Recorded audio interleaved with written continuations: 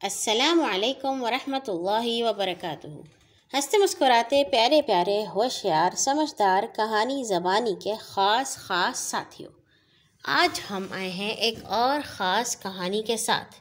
عنوان ہے جمع قرآن اور تدوین قرآن۔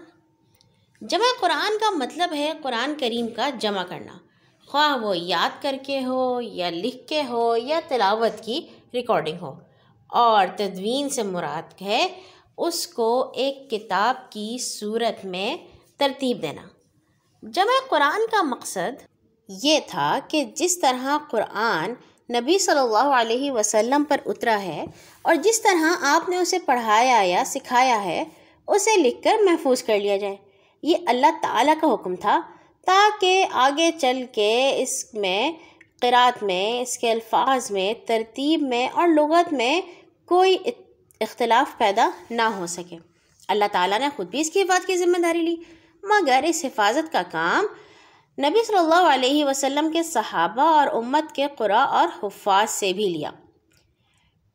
قرآن کی حفاظت کا اصل دار و مدار تو تھا حفظ پہ، یعنی کہ یاد کرنے پہ، مگر نبی صلی اللہ علیہ وسلم اس کو لکھوانے کا بھی اہتمام کرتے تھے۔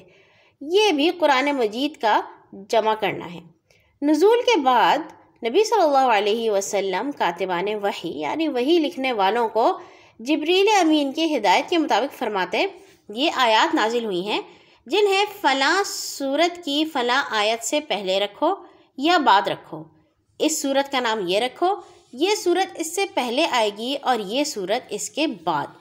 اس طرح قرآن کریم کے ایک ایک حرف، آیت، سورت کو کتابت کے ذریعے آپ نے صحیفوں میں ترتیب دے کر محفوظ کر دیا۔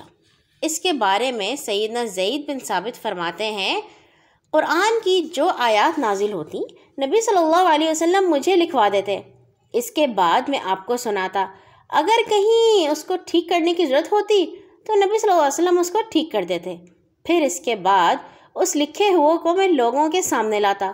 جو کچھ بھی لکھا جاتا وہ نبی صلی اللہ علیہ وسلم کے گھر میں رکھ دیا جاتا تھا۔ اس دور میں قرآن کاغذوں پر نہیں لکھا جاتا تھا، بلکہ پتھر کی تختیوں، چمڑے کے ٹکڑوں، درخت کی چھالوں اور چوڑی ہڈیوں وغیرہ پر لکھا جاتا تھا۔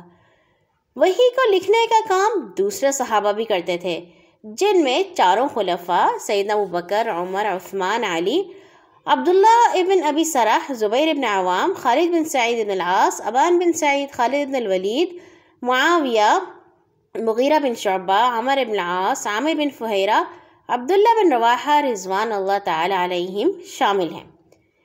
اس کے بعد جب نبی صلی اللہ علیہ وسلم کی وفات ہو گئی، وہ اللہ تعالیٰ کے پاس چلے گئے، تو خلیفہ بنے سیدنا ابو بکر۔ ان کے زمانے میں کیا ہوا سنتے ہیں سیدنا زید بن ثابت کی زبان سے۔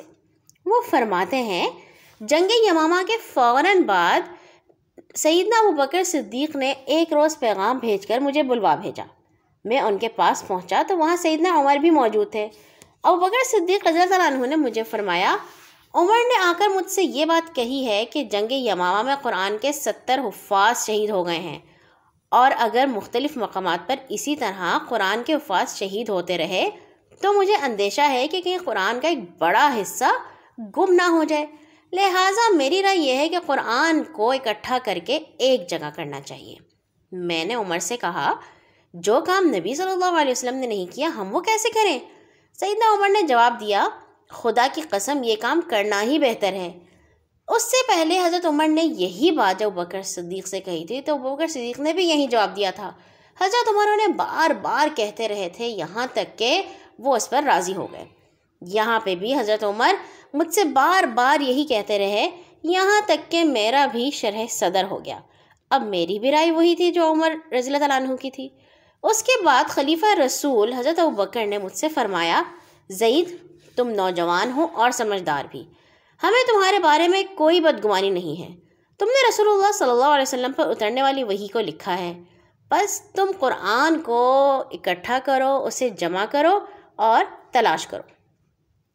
سیدنا زید فرماتے ہیں، خدا کی قسم اگر یہ حضرات مجھے کوئی پہاڑ دوسری جگہ منتقل کرنے کا حکم دیتے تو ایسا کرنا میرے لیے آسان ہوتا۔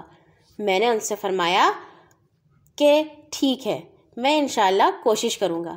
اس کے بعد میں نے قرآنی آیات کو تلاش کرنا شروع کیا۔ کھجور کی شاخوں، چوڑی ہڈیوں، درخت کی چھالوں، پتھر کی تختیوں اور لوگوں کے سینوں سے قرآن کو جمع کر ڈالا۔ حضرت ابوبکر صدیق نے ان سے فرمایا تھا کہ ہر آیت پر 2 لوگوں کی گواہی ہونا ضروری ہے، وہ آیت انہیں یاد ہو یا ان کے پاس لکھی ہوئی ہو۔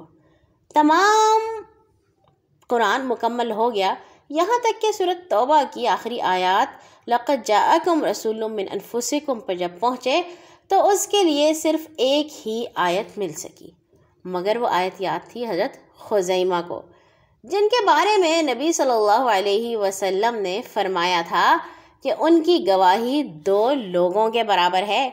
چنانچہ ان کی یہ 2 لوگوں کے برابر گواہی اس وقت کام آئی اور قرآن کو لکھنے کا سلسلہ مکمل ہوا۔